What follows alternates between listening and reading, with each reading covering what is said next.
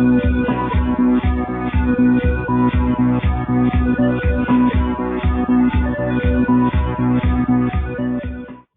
vuelta con ustedes, quiero invitarles a continuar con Mañana en Casa TV. Y hoy tenemos la dicha de poder contar entre nosotros con un ilustre historiador, también candidato presidencial por la Quinta República, a tocar un tema de profunda importancia para todos los dominicanos. El tema es el pensamiento de Duarte hoy, pero Duarte visto en carne y hueso. Es importante que todos los dominicanos conozcamos más de cerca a nuestro prócer, padre de la patria, sobre todo en un momento en el cual yo diría nuestra nacionalidad todavía no está bien arraigada, ocurre peligros con una silente invasión haitiana, tal vez influidos nosotros por la presión extranjera, pero es un tema que no soy yo quien le toca desarrollarla, sino el invitado de honor. Antes de dar paso a sus palabras, vamos a leer un poquitico sobre su persona. José Miguel Soto Jiménez nació en Santiago de los Caballeros el 2 de marzo de 1956. Escritor, historiador, poeta y militar. Ingresó a las Fuerzas Armadas Dominicanas a los 17 años de edad. En dicha institución se formó académicamente y ha servido a la misma como oficial auxiliar de operaciones del Ejército Nacional, director de operaciones, relacionador público, director de la revista militar, director de la Escuela de Infantería y director del Instituto Militar de Educación Superior. Ostentó el rango de general de brigada y agregado de Defensa Naval, Militar y Aérea de la República Dominicana en Washington y secretario de las Fuerzas Armadas. Publicó su primer poemario, Evasión, en 1970 y el séptimo, Colonialigrama, en 1982. Sin embargo, encontró su verdadera vocación de escritor en el ensayo de investigación histórica, labor que ha desarrollado paralela a su carrera militar y que lo ha situado entre los más notables historiadores castrenses dominicanos. La mayoría de sus obras, especialmente Las Fuerzas Militares en la República Dominicana, 1996, Seguridad, Defensa y Democracia, 1998, y Los Motivos del Machete, 2000, ofrecen una panorámica de la evolución histórica de la milicia dominicana y son simultáneamente una propuesta de modernización de la misma concebida a partir de la realidad social y política que vive el país actualmente. Es miembro de la Academia Dominicana de la Historia. Así que con un fuerte aplauso, damos bienvenida a nosotros.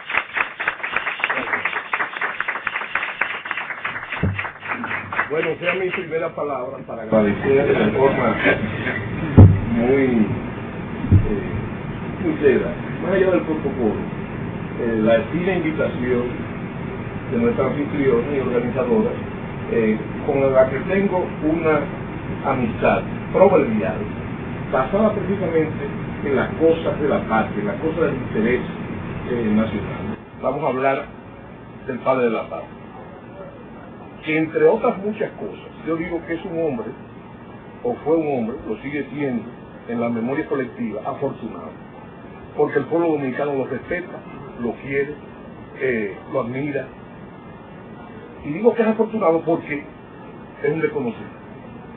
Realmente el padre de la patria es un desconocido, deformado en nuestra admiración, precisamente, o deformado por nuestra admiración, y por qué no decirlo, también por esas maquinaciones políticas, siendo la política la gran afición y el gran dilema del pueblo dominicano. También he descubierto que el pueblo dominicano nunca ha sido rico. Es una de las fantasías que no he metido en la cabeza. No puede ser rico por razones fundamentalmente geopolíticas. Una isla tiene recursos limitados y nosotros no tenemos la totalidad de la isla. Tenemos la 3/4 parte de la isla. Con la fortuna de tener un universo climático, una isla muy particular donde se dan todos los climas, pero tiene esas limitaciones. Había un político una vez que decía que la República Dominicana era un país rico pobremente administrado. No, la República Dominicana nunca ha sido rico.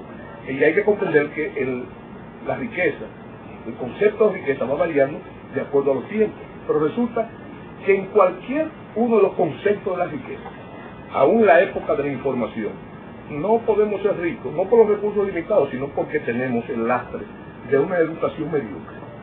Estoy hablando en el colectivo. Entonces, no podemos transformar ni eso en riqueza. ¿Cuál ha sido entonces la gran riqueza del pueblo dominicano? Ha sido el heroísmo, el valor de sus hombres y sus mujeres, y la gran epopeya de la dominicanidad, inclusive desde los orígenes mismos, desde los albores, ha sido eso.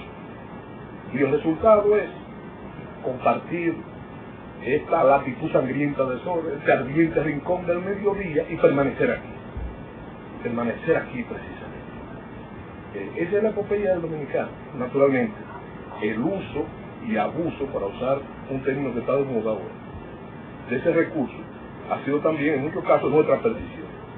Y déjenme decir otra cosa, no solamente nuestra perdición, ha sido también el culpable, vaya paradoja, de esa tolerancia que tiene el pueblo dominicano, porque ya nosotros premeditamos el heroísmo.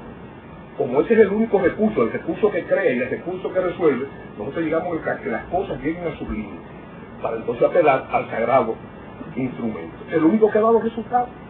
Nosotros, entonces, ante esta alternativa, la pregunta que viene al caso, y con la que quiero comenzar este conversatorio, es precisamente una pregunta un poco irreverente, con una grosería. ¿Para qué carajos sirven los héroes? ¿Con qué se come eso? Nosotros somos el pueblo de América con más héroes. Tenemos héroes de todos los tamaños, de todos los tipos.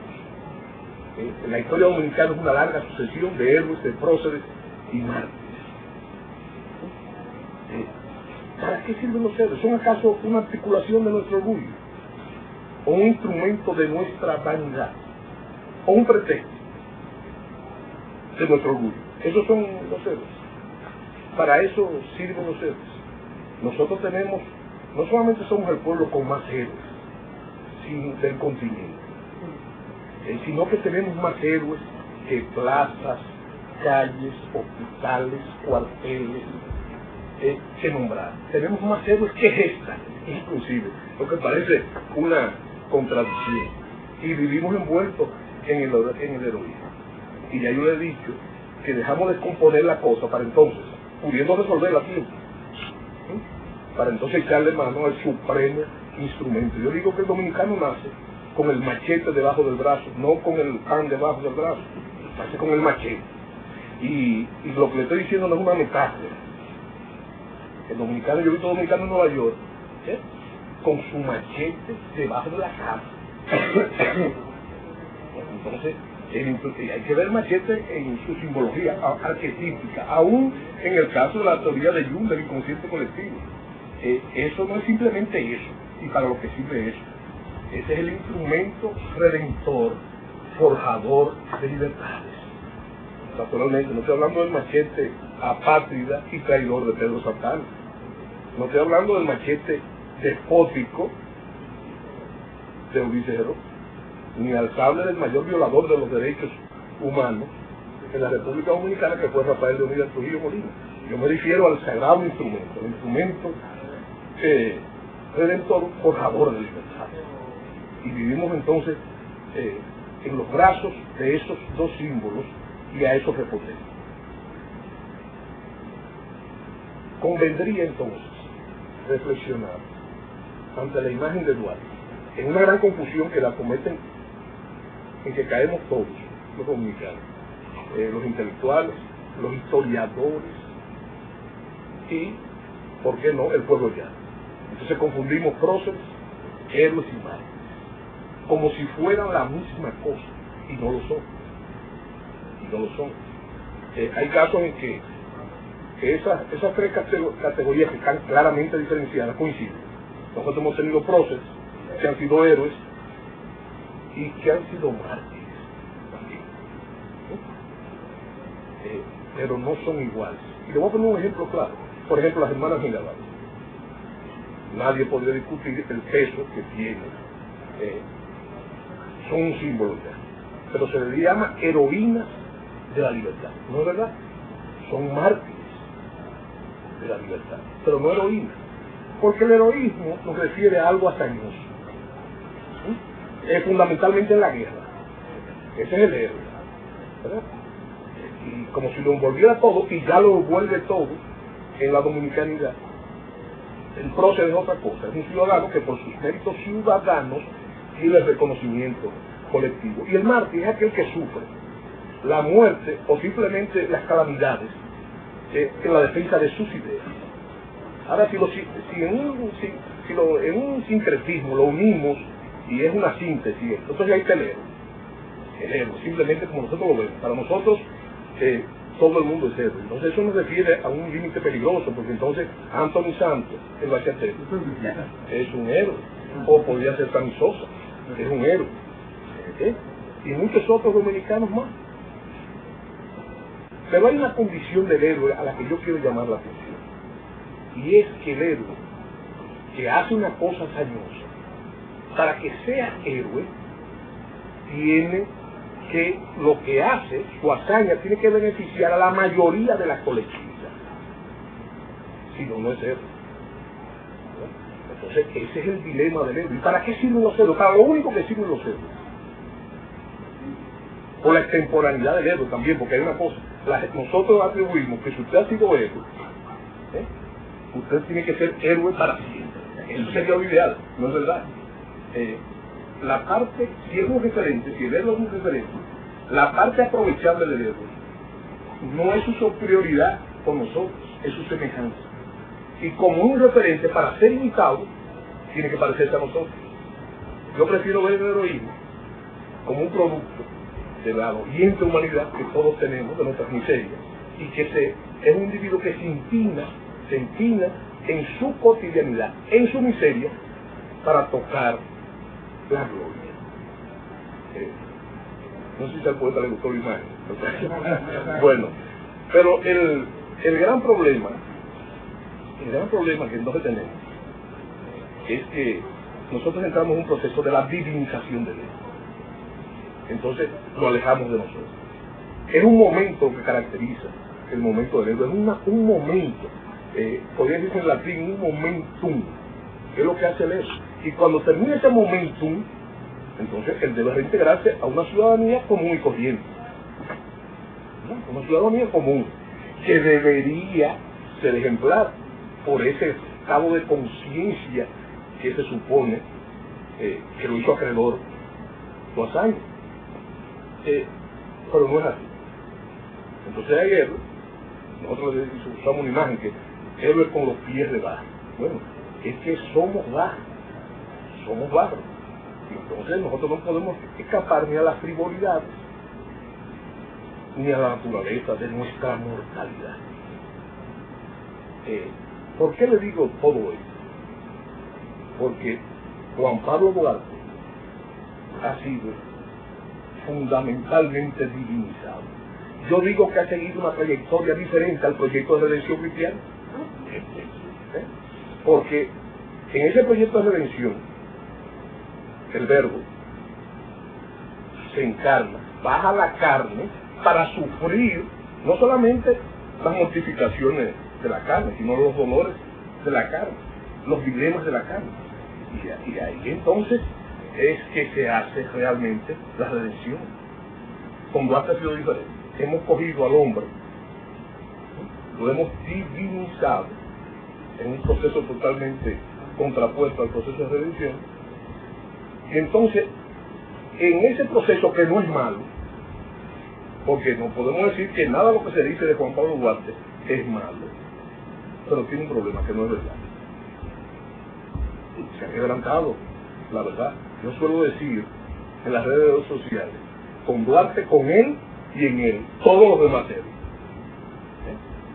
Porque él no escapa a eso. Los héroes, yo digo que nosotros somos los que hacemos la historia. El hombre común que hace la historia, el hombre cotidiano. Y la historia es el próximo segundo, la próxima palabra de esta literación es la historia.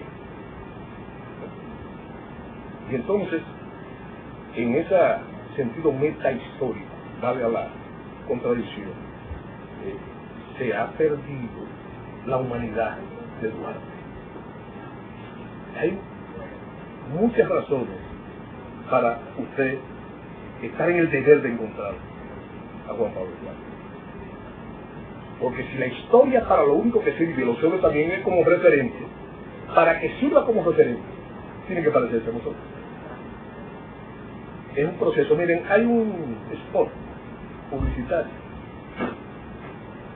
creo que de la Comisión de Efemérides Patrias, muy loable, pero que retrata lo que yo estoy diciendo. Es un niño, por cierto, blanco, un niño anglosajón nórdico, que está parado frente a la estatua de Duarte, una estatua monumental. Y el niño, en la producción, está mirando al padre de la patria. Pero él se ve sepultado por la grandeza del padre de la patria. Y entonces, eso es un proceso que pasa en la ciudadanía, que es la incapacidad que tenemos de parecernos a este hombre. Entonces, así Duarte no nos sirve. Duarte nos sirve pareciéndose a nosotros. Yo lo que estoy aquí hoy en el día de hoy es para decirle que el padre de la patria se parece a nosotros en todos los aspectos.